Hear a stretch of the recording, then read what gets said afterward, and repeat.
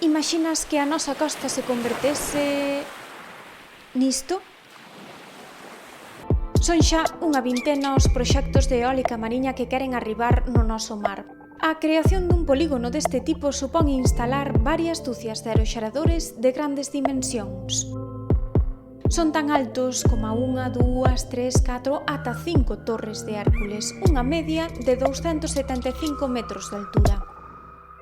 E deben conectarse a liñas eléctricas submarinas que percorren dúcias de quilómetros ata a terra. Os plans de ordenación do espazo marítimo establecen un total de 5 zonas de alto potencial para a instalación deste tipo de tecnoloxías en Galiza. É isto unha mala parcelaria mariña? Será compatible co noso mar? Un dos máis fértiles e sensibles do mundo e do que dependen milleiros de persoas esquecidas inxustamente. Todo o que está en xogo coa eólica mariña atoparalo no especial Cerna temática de Adega. Comparte.